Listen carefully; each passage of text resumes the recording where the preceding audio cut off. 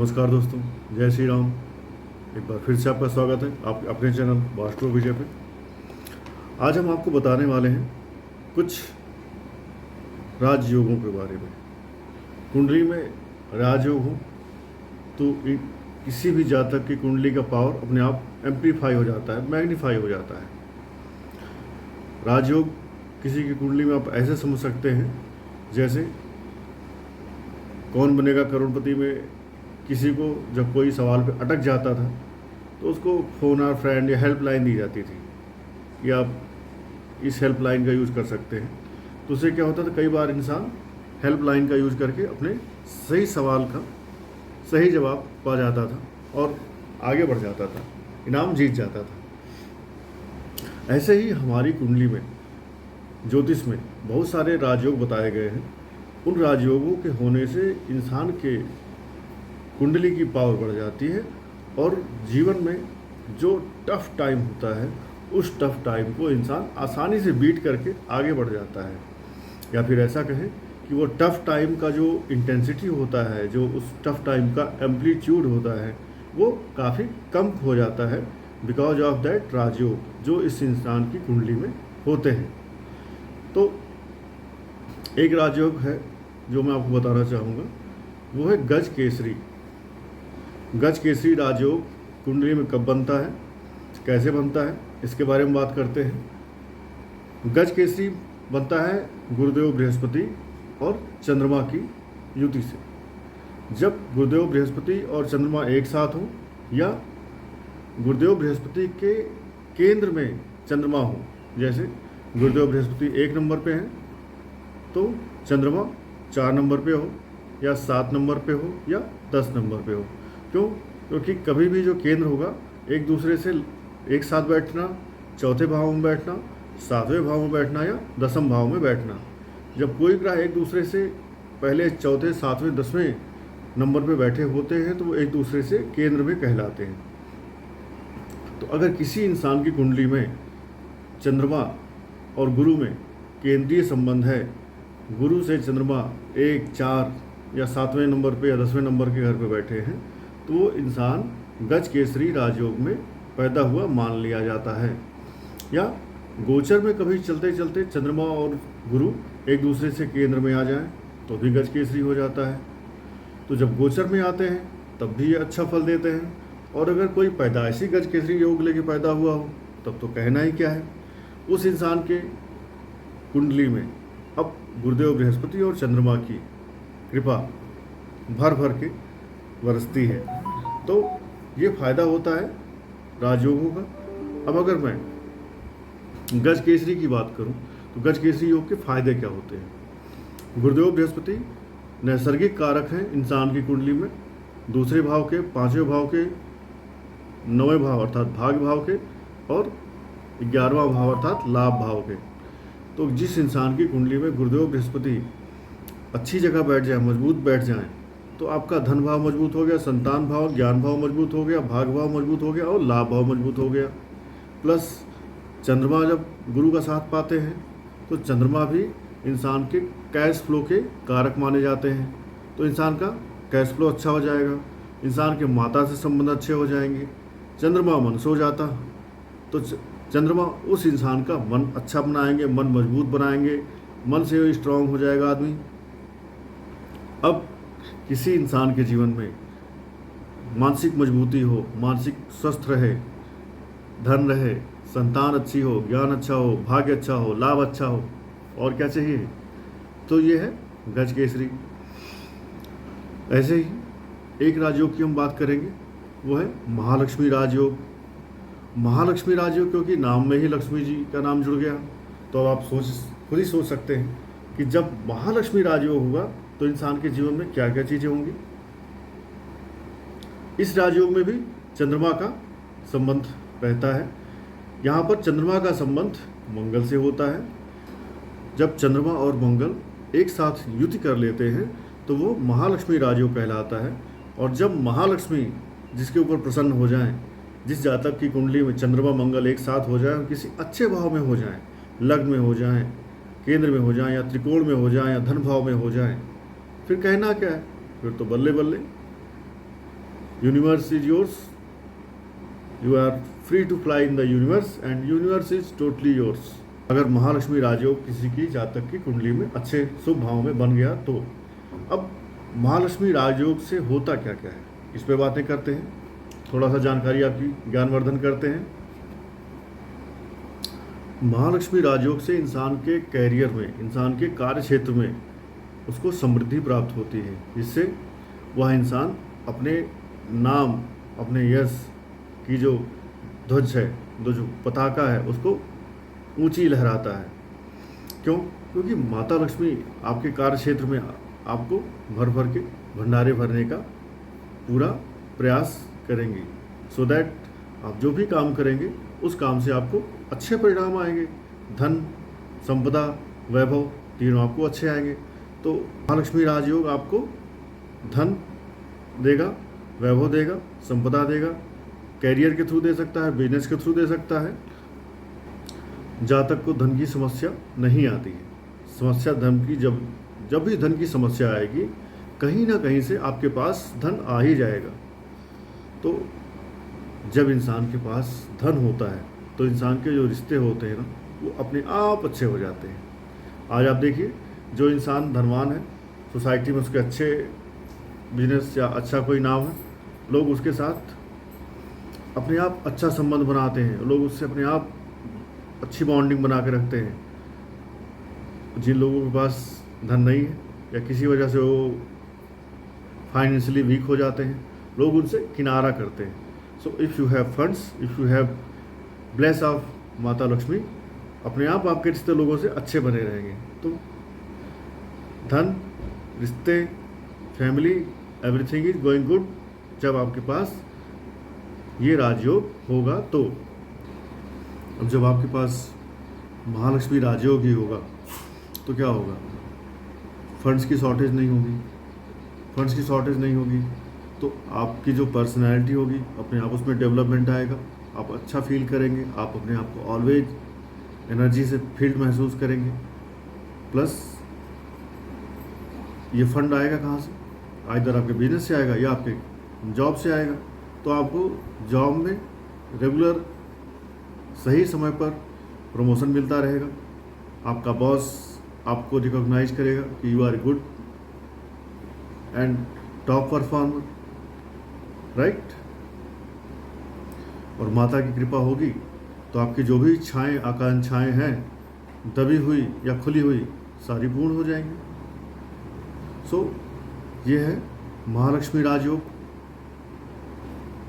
अब आगामी 24 मई को चंद्रमा जाएंगे कर्क राशि में, जो इनकी खुद की राशि है, अर्थात स्वराशि में जाएंगे। और इसी दौरान मंगल वहाँ पर पहले से ही मौजूद है। अब मंगल महाराज कर्क राशि में पहले से मौजूद हैं, चंद्रमा वहाँ पे पहुँच जाएंगे 24 तारीख को। तो ये बन गया अपने आप महालक्ष्मी राजयोग।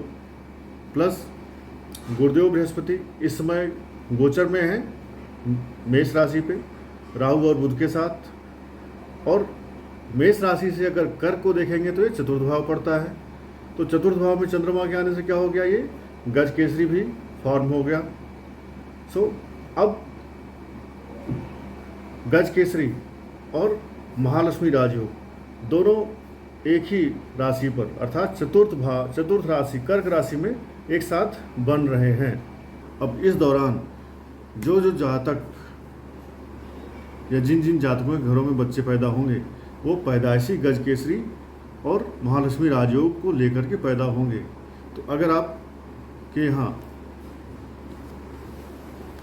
कोई बच्चा पैदा होने वाला है, ऑपरेशन, डिलीवरी, ऐसा कुछ प्लान कर रहे हैं, तो 24 मई से 26 मई के बीच में जब गज केसरी राजयोग और महालक्ष्मी राजयोग बन रहा है, उसी दौरान आप अपने उस डिलीवरी को प्लान कर सकते हैं, सो दैट आपका बच्चा पैदाइशी राजयोग लेके पैदा हो, वो भी एक नहीं दो। तो अब इस राजयोग का कुछ लाभ है और कुछ पर्टिकुलर राशियों के लाभ है। यह दोनों राजयोग मिलकर के कुछ राशि वालों को बल्ले बल्ले करने का मौका देंगे, छप्पर फाड़ के पैसा कमाने का मौका देंगे। जिस भाव में बन रहे हैं पर्टिकुलर राशियों के, उस भाव के फलों को ये एम्पलीफाई करके आपको अच्छे फल देने की पूरी कोशिश करेंगे। सो 24 तारीख के पहले अगर आपको अपने इस राशि से संबंधित कोई प्रयास करना है तो ये प्रयास आप कर लो, सो दैट आपका प्रयास सफल हो जाए। क्योंकि इस समय गुरुदेव बृहस्पति मेष राशि में है, तो मेष राशि से शुरू करते हैं। मेष राशि से महालक्ष्मी राजयोग और गजकेसरी राजयोग चतुर्थ भाव में बन रहा है, अर्थात भूमि, भवन, वाहन और माता। दैट मीन्स आप अपनी माता के साथ कोई जमीन खरीद सकते हैं, आप अपनी माता का सुख पूरा प्राप्त करेंगे, आप अपनी माता को प्रसन्न कर पाएंगे। आपकी माता जी अगर आपसे किसी वजह से नाराज़ चल रही हैं तो उन्हें कोशिश करिए मनाने की, वो आसानी से मान जाएंगी। और गाड़ी, घर, ज़मीन ऐसा कुछ अगर आप खरीदने की सोच रहे थे तो इस दौरान आपके खरीदने के योग बन रहे हैं और आप खरीद पाएंगे। सो मेष राशि वालों के लिए गजलक्ष्मी राजयोग चतुर्थ भाव में बन रहा है। चतुर्थ भाव के कारक चंद्रमा भी हैं और जमीन के कारक मंगल जी भी हैं, अर्थात ये बेस्ट रिजल्ट आपके लिए ही होने वाला है। यहाँ से बैठ करके चंद्रमा और मंगल आपके कार्यक्षेत्र को भी देखेंगे, तो अगर आपके कार्यक्षेत्र में आपका कुछ प्रमोशन ड्यू था तो आप प्रमोशन पाएंगे। अगर आपके कार्यक्षेत्र में कोई समस्या आ रही थी तो समस्या भी आप ओवर रूल करके आगे बढ़ जाएंगे। सो मेष राशि वालों, अब आप मिठाई बांटो, बी हैप्पी। इसी क्रम में अगली राशि है जिसको ये फ़ायदा मिलने वाला है, वो राशि है मिथुन राशि। मिथुन राशि से अगर आप देखते हैं तो महालक्ष्मी राजयोग और गजकेसरी राजयोग धन भाव में बन रहा है, अर्थात मिथुन राशि वालों, आपके लिए धन की बारिश होने का प्रबंध कर दिया गया है। अब आप धन की बारिश हो उसके लिए छत पे अपने कुछ ऐसे पात्र रखें जिनसे धन की जो बारिश हो वो आप उस धन को कलेक्ट कर पाएँ। That means do your best efforts so that your efforts may change in good result in terms of funds, in terms of wealth। तो मिथुन राशि वालों, आपके जो भी धन से संबंधित अभी तक प्रयास किए जा रहे थे वो सारे प्रयास अब सफल होंगे। आपका कोई ज़मीन से जुड़ा हुआ, ज़मीन आप बेचना चाहते थे, नहीं बिक रही थी, ज़मीन बिक जाएगी। आप ज़मीन से जुड़ा हुआ कोई प्रॉब्लम फेस कर रहे थे, उस समस्या से आप बाहर आ पाएंगे। साथ ही आपका कोई कैश कहीं पर फंसा हुआ था, उस कैश को भी आप गेन कर पाएंगे। साथ ही आपके फैमिली में कुछ अच्छा कोई मांगलिक कार्यक्रम हो सकता है। That means you have many reasons to smile, so have smiles and enjoy this auspicious time for your Mithun rashi. अब अगर अगली राशि को देखेंगे तो ये अगली राशि है कर्क राशि। कर्क राशि में प्रथम भाव में ही ये दोनों राजयोग बन रहे हैं। दैट मीन्स कर्क राशि वालों, आपके लिए ये सोने पे सुहागा होने जा रहा है। आपकी राशि में अर्थात आपके प्रथम भाव में ही ये चीज़ें जब बन रही हैं तो ओवरऑल पर्सनैलिटी में आपकी ये चीज़ें परिलक्षित होंगी और आप इस दौरान धन, ज्ञान, संतान, कैरियर, ज़मीन, गाड़ी जो भी आप चाहते हैं। हालांकि कर्क राशि वालों पर अभी शनिदेव की ढैया चल रही है, तो यदि आप ढैया से परेशान भी चल रहे हैं तो इस दौरान आप थोड़ा सा अच्छा फील करेंगे और ओवरऑल आप अपनी ग्रोथ को महसूस कर पाएंगे। तो अगर कुछ अच्छा करने को, कुछ बड़ा करने को आप प्लान कर रहे थे तो this is the right time. मत चूको चौहान, आप तीर छोड़ दो और तीर को निशाने पे लगने दो। सो कर्क राशि वालों, इस मौके को आपको अपने ओवरऑल ग्रोथ के लिए यूज कर लेना है। अगली राशि है तुला राशि। तुला राशि वालों, आपके लिए ये राजयोग बन रहा है दसम भाव में, अर्थात आपके कार्य क्षेत्र में। और आपके तुला राशि वालों के जो राशि स्वामी हैं शुक्र महाराज, इस समय आपके भाग्य भाव में चल रहे हैं। दैट मीन्स आपका भाग्य, आपका कार्य क्षेत्र दोनों ही इस टाइम बूम होने वाला है, दोनों में आपको ग्रोथ मिलने वाली है। और ग्रोथ मिलने के लिए आपको तैयार रहना है, तैयारी करके रहना है, सो दैट कोई अप्लाई करना है, कोई फॉर्म आपको भर के भेजना है, कहीं किसी भी बड़े काम के लिए आपको कोई दिन अभी तक प्रतीक्षित था, अपेक्षित था, तो वो दिन आपको इस 24, 25, 26 के बीच में ही मिल रहा है। आपको वो काम कंप्लीट करके उसका अच्छा रिजल्ट ले लेना है। अगर आप कहीं जॉब के लिए अप्लाई कर रहे थे या इंटरव्यू का वेट कर रहे थे, तो इस 24, 25, 26 में आपको आपके कार्य क्षेत्र से संबंधित समस्याएं खत्म होती हुई दिखेंगी और आपको अपने कार्य क्षेत्र का समस्या का समाधान मिल जाएगा। इसलिए आप प्रयासरत रहें, तैयारी करते रहें। साथ ही यहाँ से आपको आय के नए साधन बनते हुए दिखेंगे। आपकी पत्नी का भी प्रमोशन हो सकता है, आपके वाइफ के कार्य क्षेत्र में उसको कुछ बड़ी जिम्मेदारी भी मिल सकती है। दैट मीन्स तुला राशि वालों, ये दोनों राजयोग आपके अकेले के लिए नहीं बल्कि आपकी लाइफ पार्टनर के लिए भी अच्छे होने वाले हैं। नेक्स्ट अगर हम देखें तो वृश्चिक राशि है। वृश्चिक राशि के परिप्रेक्ष्य में अगर देखेंगे तो ये जो राजयोग है वो उनके भाग्य भाव में बन रहा है, अर्थात आपका वृश्चिक राशि वालों, आप भी इस समय शनिदेव की ढैया से पीड़ित हो, तो आपके भाग्य भाव में जब ये दोनों चीज़ें, दोनों राजयोग बन रहे हैं, तो आपको जो कुछ पीछे आपको महसूस होता रहा होगा कि आपका भाग्य आपका समर्थन नहीं कर रहा है, आपका लक फैक्टर कहीं कमज़ोर होता हुआ दिखाई पड़ रहा था, सो इस दौरान आपको आपका लक फैक्टर बूम होकर के आपको सपोर्ट करता हुआ दिखाई देगा। सो भाग्य का सहारा आपको मिलने वाला है। कुछ बड़ा करना चाहते हैं तो वो आप काम कर डालिए। आप किसी धार्मिक या किसी बड़ी यात्रा पे भी जा सकते हैं, लंबी यात्रा पे भी जा सकते हैं, किसी धार्मिक अनुष्ठान को कर सकते हैं, या अपने पिता से आपके संबंध अगर अच्छे रहे तो उन्हें प्रयास करिए, इस दौरान अपने पिता से अच्छे संबंध बनाने के प्रयास करें। और कोई धार्मिक अनुष्ठान आपके घर में, परिवार में हो सकता है इस दौरान। क्यों? क्योंकि आपके धर्म के और भाग्य के भाव में ये राजयोग बन रहा है, और ऐसा करने से, धार्मिक अनुष्ठान करने से, पूजा पाठ करने से, मंदिर जाने से या किसी तीर्थ स्थान की यात्रा करने से आपका भाग्य प्रबल होगा, भाग्य बढ़ेगा। कुछ नहीं कर सकते हैं तो आप गंगा स्नान कराइए, नहीं तो गंगा स्नान करने नहीं जा सकते हैं, घर में गंगा जल डाल के हर गंगे कहिए, और गुरुदेव बृहस्पति की और वृश्चिक राशि के स्वामी मंगल महाराज की पूजा करें, हनुमान चालीसा पढ़ें और गुरुदेव बृहस्पति को केले के पेड़ में जल चढ़ाएं। इस क्रम में अगली जो राशि है वो है 10 नंबर की राशि, अर्थात मकर राशि। मकर राशि से देखेंगे तो आपका ये जो राजयोग है वो बन रहा है पार्टनर के, अर्थात सप्तम भाव में। तो अब आपके शादीशुदा जीवन में कुछ अच्छे परिणाम आने की उम्मीदें आपको करनी चाहिए।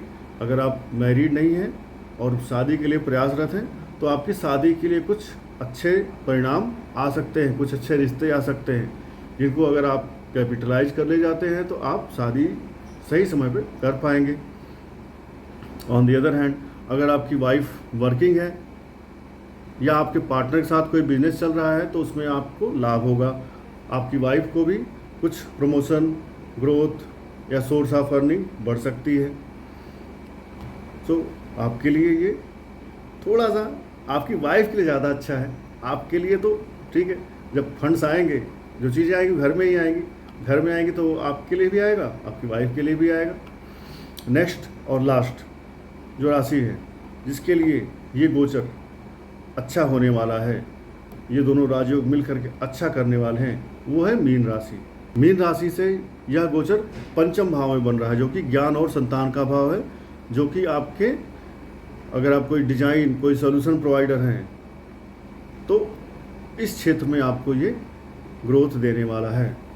आपका संतान अगर जॉब के लिए परेशान था, कुछ उसके बिजनेस के लिए परेशानी थी, तो उसके समस्या आप हल होकर के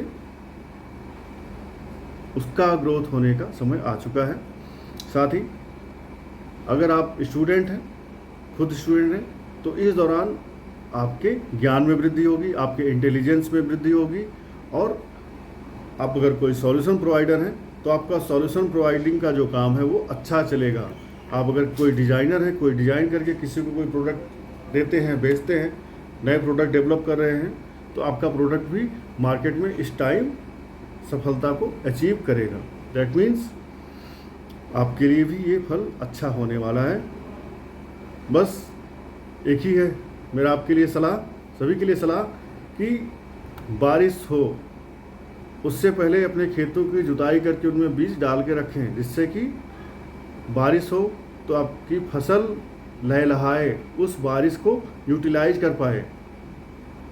ऐसा ना हो कि बारिश हुई और चली भी गई, आपके खेत में खाली कीचड़ रहे।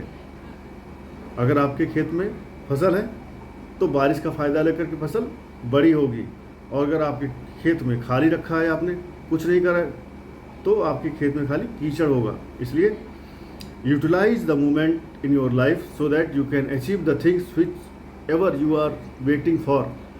इसी के साथ मेरी कामना है आप सभी स्वस्थ रहें, मस्त रहें और सनातन का उत्थान करते रहें। जय हिंद, जय श्री राम।